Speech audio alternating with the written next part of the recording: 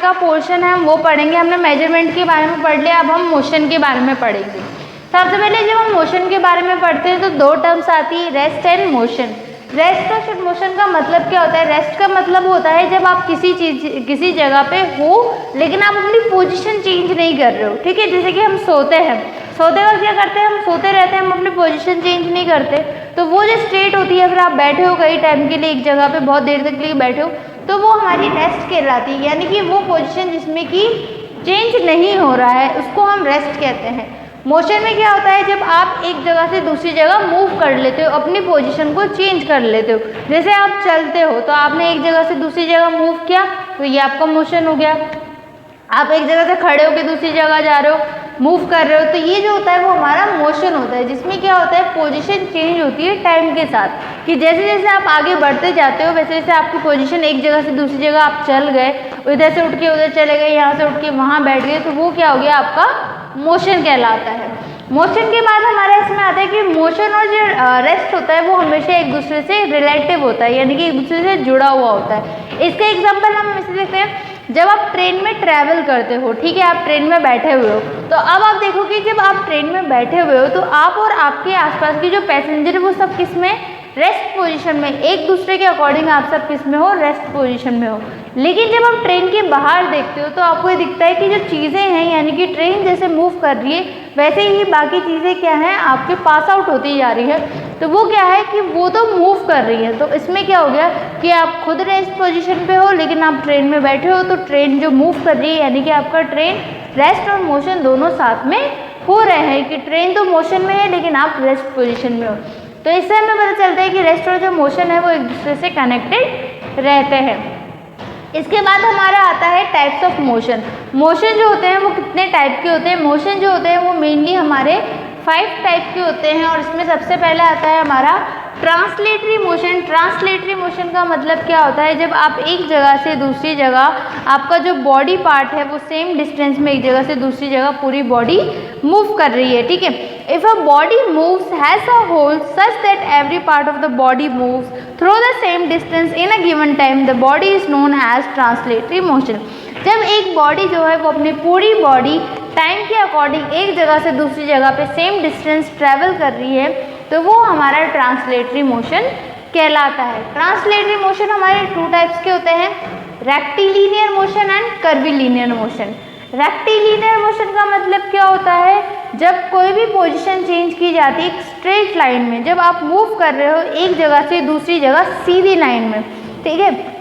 Suppose एक straight road है, अब आप एक स्ट्रेट रोड में एक जगह से दूसरी जगह मूव कर रहे हो, तो यानी कि स्ट्रेट लाइन में जो भी मूवमेंट होता है, जो भी मोशन होता है, वो हमारा रेक्टिलिनियर मोशन होता है। क्या होता है? स्ट्रेट लाइन में मूव करना, यानी कि रेक्टिलिनियर मोशन।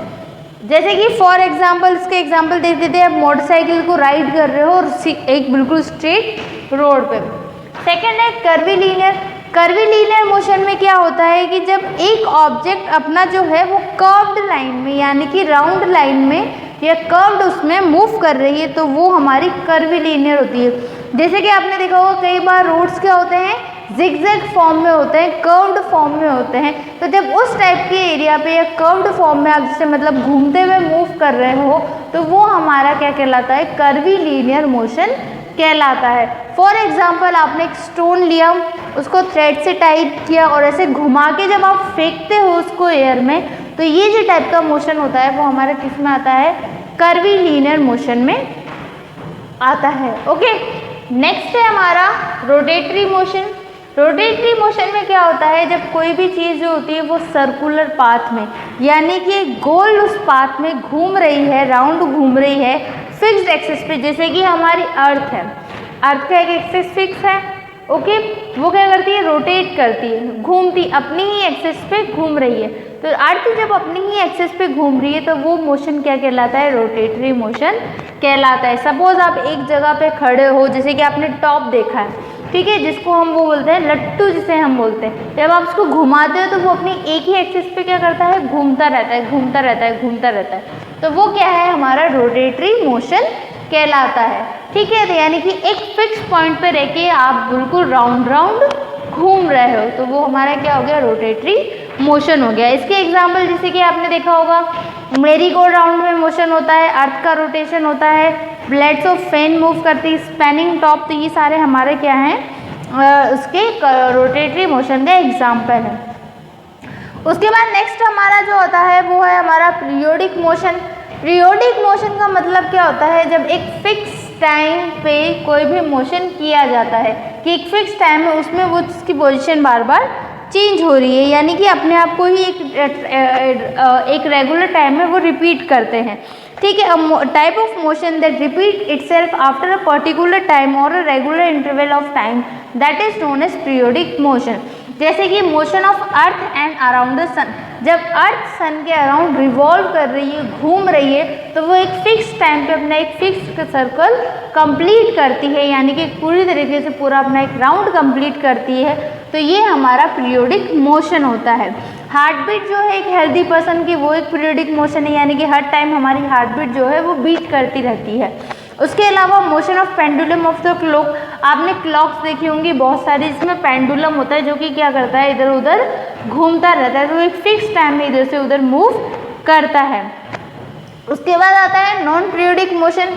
नॉन पीरियोडिक का मोशन का मतलब है जिसमें कि एक फिक्स टाइम पे एक अपनी पोजीशन को रिपीट नहीं करते, यानी कि वो अपने आप को रिपीट नहीं करते फिक्स इंटरवल ऑफ टाइम में, उसको हम नॉन पीरियोडिक मोशन कहते हैं। जैसे कि चिल्ड्रन अगर पार्क में खेल रहे हैं तो वो कितनी भी देर तक खेल सकते हैं, वो अपनी पोजीशन फिक्स टाइम पे चेंज नहीं करेंगे। व्हीकल जो रोड पे चल रही है उनकी स्पीड कभी भी कम ज़्यादा हो सकती है।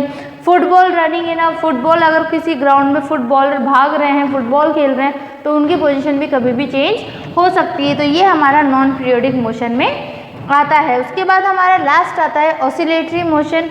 ऑसिलेटरी मोशन का मतलब क्या होता है, to and fro motion of an object along its mean position is called oscillatory motion. जब कोई भी जगह चीज़ अपनी ही जगह से इधर मूव कर रही है और उधर मूव कर रही है, मतलब पास में मूव कर रही है और दूर मूव कर रही है, टू एंड फ्रो मोशन दिखा रही है, तो वो हमारा ऑसिलेटरी मोशन होता है। जैसे कि इसका एग्जाम्पल है मोशन ऑफ पेंडुलम का जो वॉल क्लॉक आपने देखी होगी, उसमें जो पेंडुलम का मोशन होता है वो किसी भी वायर को आप वाइब्रेट कर रहे हो तो वो मोशन, या चिल्ड्रन जो कि किसी झूले पे झूल रहे हैं, तो ये सारा हमारे किसमें आता है, ऑसिलेटरी मोशन में आता है।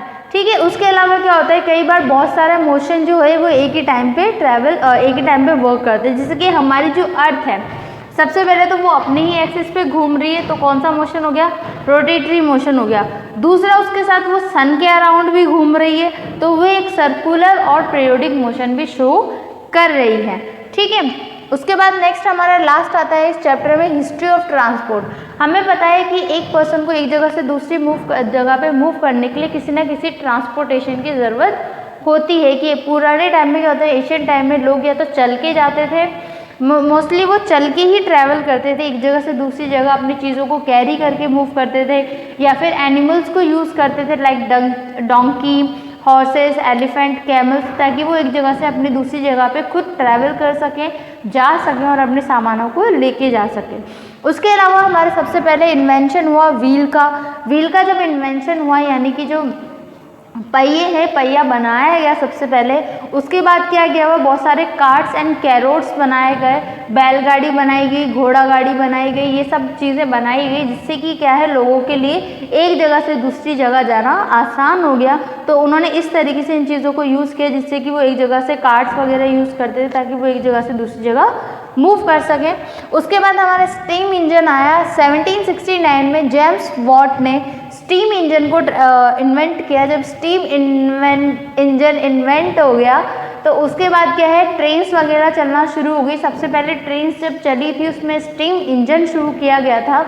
स्टीम इंजन शुरू करने के बाद ट्रेन जब चलने लगी तो लोगों के लिए अपने ट्रांसपोर्टेशन का सिस्टम और ज़्यादा ईजी हो गया, चीज़ों को एक जगह से दूसरी जगह ले जाना बहुत ज़्यादा आसान हो गया।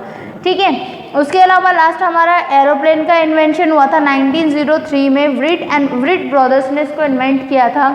इसके बाद क्या हुआ कि एरोप्लेन्स वगैरह जब इन्वेंट हो गए तो एरोप्लेन से क्या हुआ कि जो सीज़ है, ओशियन है, उनको एक जगह से दूसरी जगह ट्रैवल करने के लिए पर्सन को बहुत कम टाइम लगने लगा और बहुत ही जल्दी वो अपनी चीज़ें एक जगह से दूसरी जगह लेके जा सकते थे ईजीली। उसके बाद पेट्रोल इंजन बने कैमल व्हीकल्स यूज़ किए गए, जिससे कि कार और बसेस, मोटरसाइकिल वगैरह यूज़ होने लगी। तो इस तरीके से पूरा ट्रैवलिंग जो है वो लोगों के लिए ईजी होने लगे। मॉडर्न सेंचुरी में बहुत सारी चीज़ें न्यू इन्वेंट हुई है, जैसे electric car, diesel cars and many other automobiles. Okay, तो इसके साथ ही हमारा ये जो चैप्टर है वो यहाँ फिनिश होता है। क्वेश्चन आंसर आपको प्रोवाइड कर दिए जाएंगे PDF के फॉर्म में। आपका काम है ये पूरा चैप्टर आपको एक बार रीड करना है।